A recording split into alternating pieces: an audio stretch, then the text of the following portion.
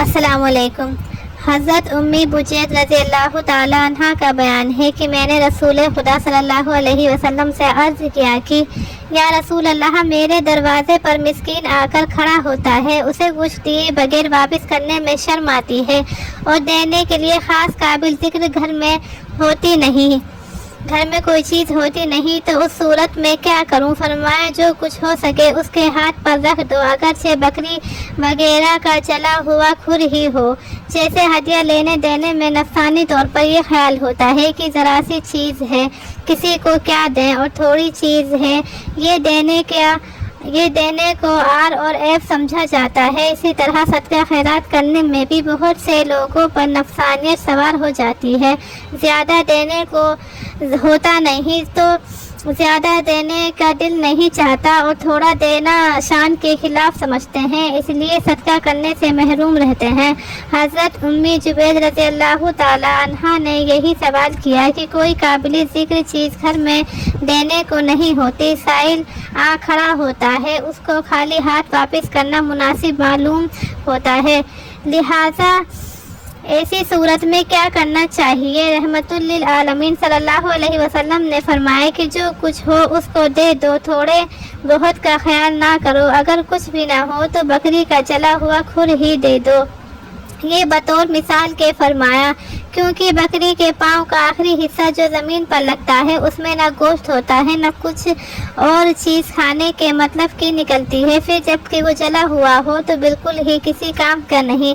مطلب یہ ہے کہ مسکین کی مسکنت کا خیال کرو، اسے کچھ نہ کچھ ضرور دو، معمولی چیز ہو تو وہی دے دو، اپنے کسر شان اور نہ کٹنے کا خیال کرتے ہوئے تھوڑی چیز کو نہ روکو، قطرہ قطرہ دریا ہو جاتا ہے۔ روزانہ ذرا ذرا سا صدقہ کرو تو آخرت میں بہت کچھ ملے گا، اور یہاں مسکین کی حاجت کسی درجے میں پوری ہو جائے گی۔ بزرگوں نے بتایا ہے کہ جسمانی عبادتیں بخول جنت کا ذریعہ ہیں، اور مالی صدقہ و خیرات دوزخ سے بچانے کے لیے اکسیر ہیں۔ جو کچھ ہو خرچ کر دینا چاہیے۔ ایک حدیث میں ارشاد ہے، اتقوا النار ولو بشق تمر، دوزخ سے بچو اگرچہ آدھی کھجور ہی کے ذریعے ہو۔ پیشے سائل جو مانگتے پھرتے ہیں، پیشاور سائل جو مانگتے پھرتے ہیں عموماً مالدار ہوتے ہیں، ان کے بجائے واقعی حاجت مند کو دو، اصلی مسکینوں اور غریبوں کی تلاش رکھو اور ان کی مالی خدمت کرو۔ صدقے سے آنے والی مصیبت رک جاتی ہے، آنے والی مصیبت بھی صدقے کی وجہ سے رک جاتی ہے۔ رسول اکرم صلی اللہ علیہ وسلم نے فرمایا، مصیبت آنے سے پہلے صدقہ دے دو، کیونکہ صدقہ دیوار کی طرح آڑے آ جاتا ہے اور مصیبت اس کو پھاند کر نہیں آ سکتی۔ روپے 2 روپے جو کچھ صدقے کریں، مصیبت دفع کرنے کے لیے مفید ترین چیز ہے۔ حضرت ابو ہریرہ رضی اللہ عنہ سے روایت ہے کہ حضور اقدس صلی اللہ علیہ وسلم نے ارشاد فرمایا کہ جب انسان مر جاتا ہے تو اس کے سب اعمال ختم ہو جاتے ہیں، لیکن 3 چیزوں کا نفع پہنچتا رہتا ہے۔ نمبر 1 صدقہ جاریہ، نمبر 2 ایسا علم جس سے لوگ نفع حاصل کرتے ہوں، اور نمبر 3 نیک اولاد جو اس کے لیے دعا کرتی ہو۔ جب تک آدمی زندہ رہتا ہے تو خود نیکیاں کماتا ہے اور اپنے لیے آخرت میں ذخیرہ جمع کرتا رہتا ہے، لیکن جب موت آ جاتی ہے تو اعمال ختم ہو جاتے ہیں اور ثواب جاری رہنے کا سلسلہ بھی ختم ہو جاتا ہے۔ البتہ 3 چیزیں ایسی ہیں جو اس کے عمل کا نتیجہ ہیں اور ان کا ثواب موت کے بعد بھی جاری رہتا ہے۔ اول صدقہ جاریہ کا ثواب برابر جاری رہتا ہے۔ صدقہ جاریہ اس کو کہتے ہیں جس کا نفع وقتی طور پر ختم نہ ہو، بلکہ اس سے لوگ منتفع ہوتے رہیں اور صدقہ کرنے والے کو ثواب ملتا رہے۔ مثلا کوئی مسجد بنوا دینی، مدرسے کی تعمیر میں حصہ لے لیا، کسی دارالعلوم میں تفسیر و حدیث اور فقہ فتویٰ کی کتابیں وقف کر دی، کہیں کنواں کھدوا دیا، مسافر خانہ بنوا دیا، کوئی ایسا کام کر دیا جس سے عوام و خاص کو نفع ہوتا ہو۔